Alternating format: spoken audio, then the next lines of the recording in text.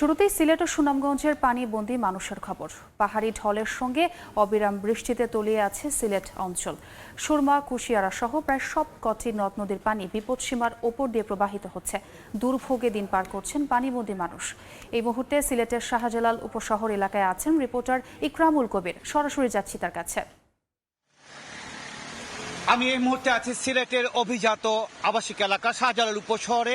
এই উপশহরে বাংলাদেশের যে কয়টি বড় বড় চেইন শপ আছে, দেশি বিদেশি চেইন শপ সহ বেশ কিছু ব্যাংকের প্রতিষ্ঠান রয়েছে এবং এই এলাকার বাসাবাড়ি এবং জাতীয় গৃহায়ণ কর্তৃপক্ষের বাসাবাড়ির যে দুর্দশা, এই শুধুমাত্র এই এলাকা নয়, সিলেটের এই যে 42টি ওয়ার্ড রয়েছে, প্রত্যেকটি ওয়ার্ডের প্রায় জায়গায় এই ধরনের পরিস্থিতি সৃষ্টি হয়েছে।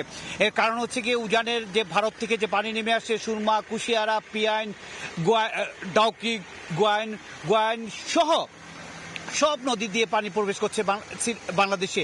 এ কারণে সিলেট এবং সুনামগঞ্জের পরিস্থিতি ভয়াবহ আকার ধারণ করেছে। সিলেটে প্রায় 60টি উপজেলা, সুনামগঞ্জ, দোয়ারাবাজার, ছাতক সহ সুনামগঞ্জ শহর এখন পানির নিচে তলিয়ে আছে।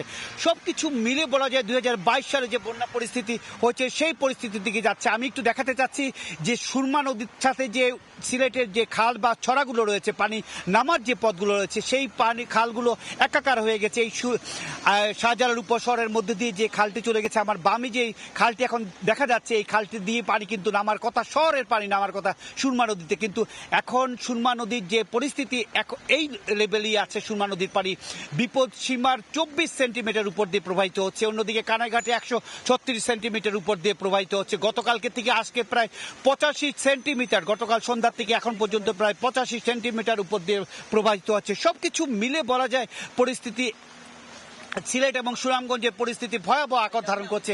এই অবস্থায় চলতে থাকলে আগামী একদিনের মধ্যে সুনামগঞ্জ এবং সিলেটের পরিস্থিতি 2022 সালকে ছাড়িয়ে যাবে বলে মনে করছেন পানি উন্নয়ন বোর্ড এবং আবহাওয়া অফিস। এবং পরিস্থিতি এই কারণ হচ্ছে গিয়ে উজানে যে চেরাপুঞ্জি সহ যেই সমস্ত জায়গা থেকে পানিগুলো বাংলাদেশে প্রবেশ করে, সেই জায়গায় মুষলধারে বৃষ্টি হচ্ছে, কখনো ভারী কখনো অতি ভারী, এবং সিলেটেও কখনো ভারী কখনো অতি ভারী বৃষ্টি হচ্ছে এবং সিলেটে 200 মিলিমিটারের বেশি বৃষ্টিপাত হয়েছে 24 ঘন্টায়। সবকিছু মিলে পরিস্থিতি কিন্তু খারাপের দিকে যাচ্ছে। প্রশাসনের পক্ষ থেকে বিভিন্ন ব্যবস্থা নেওয়া হয়েছে, আশ্রয় কেন্দ্রগুলো খোলা হয়েছে এবং জেলা প্রশাসক, সিলেটের বিভাগীয় কমিশনার সহ সিলেটের যে প্রবাসী কল্যাণ ও বৈদেশিক কর্মসংস্থান মন্ত্রী শফিকুর রহমান চৌধুরী বিভিন্ন যেই সমস্ত জায়গা পানি প্রবেশ করেছে সেই সমস্ত জায়গা পরিদর্শন করছে। মোটামুটি এই ছিল সিলেটের যে বন্যা পরিস্থিতি এবং বন্যা পরিস্থিতি সিলেটের city corporation mayor Anwaruzzaman Chowdhury সহ সবাই মিলে এই পানি মোকাবেলা করার মতো আপাতত কোনো উদ্যোগই নেই সুরমা নদী খনন ছাড়া। মোটামুটি এই ছিল সিলেটের বন্যা এবং সুনামগঞ্জের বন্যা পরিস্থিতি সবশেষ খবর। সরাসরি যুক্ত ছিলাম সিলেটে।